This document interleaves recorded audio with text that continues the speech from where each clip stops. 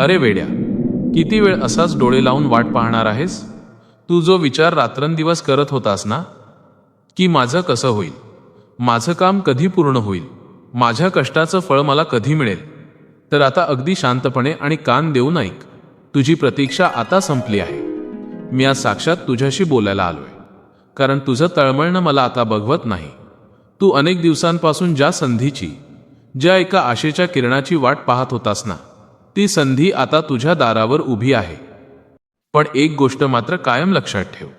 मी तुला रस्ता दाखवू शकतो, योग्य दिशा देऊ शकतो, पण त्या रस्त्यावर चालण्याचे कष्ट तुलाच करावे लागतील. कारण यशाची खरी चव ही मेहनतीशिवाय येत नसते. तू उगाच घाबरतोस कशाला? मी तुझा आधार बनून तुझ्या पाठीशी खंबीरपणे उभा असताना तुला या जगाची आणि त्यातल्या संकटांची काय भीती? ज्या गोष्टीसाठी तू तुझ्या रात्रीची झोप गमावलीस, अनेक अश्रू गाळलेस आणि मला मनापासून साकडं घातलंस, ती गोष्ट आता तुझ्या पदरात पडणार आहे. वेळ जवळ आली आहे. फक्त स्वतःवर आणि माझ्यावर थोडा अजून विश्वास ठेव. तुझा हाच विश्वास तुला प्रत्येक संकटातून पार करून नेईल. तू अनेकदा खचला आहेस. तुला वाटलं की आता सगळं संपलंय, पण प्रत्येक वेळी मी तुला सावरलं आहे हे विसरू नकोस. तुझ्या आयुष्यात जे काही घडलं ना, त्यामागे माझा एक मोठा हेतू होता. तुला आज ते उमजणार नाही, पण वेळ आल्यावर सगळं स्पष्ट होईल. आता माझे हे शब्द काळजात साठवून ठेव आणि आजपासूनच तुझ्या आयुष्यात अंमलात आण.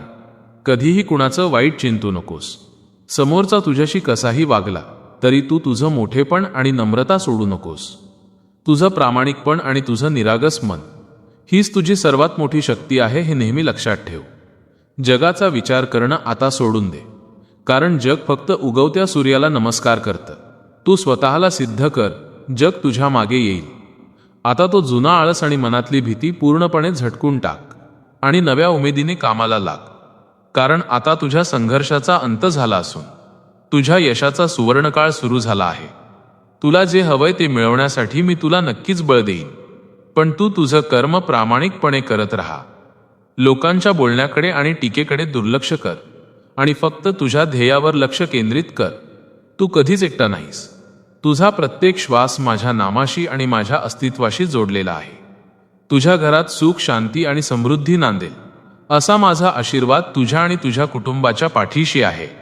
आता मागे वळून पाहू नकोस, कारण पुढचा रस्ता खूप प्रकाशमान आणि सुंदर आहे. तुझ्या आयुष्यातले अंधारे दिवस आता संपले असून सुखाची एक नवी पहाट झाली आहे. तुझ्या मनातल्या सर्व चांगल्या इच्छा आणि आकांक्षा पूर्ण होण्याची वेळ आता आली आहे. तुला विजय प्राप्त होईल. माझा आशीर्वाद सदैव सावलीसारखा तुझ्या सोबत आहे. जर तुला माझ्यावर आणि स्वतःच्या कष्टावर विश्वास असेल तर आताच कमेंटमध्ये श्री स्वामी समर्थ लिहून आपली श्रद्धा व्यक्त कर. तुझं आणि तुझ्या संपूर्ण कुटुंबाचं नक्कीच कल्याण होईल. आणि नेहमी लक्षात ठेव, भिवू नकोस, मी तुझ्या पाठीशी आहे. श्री स्वामी समर्थ.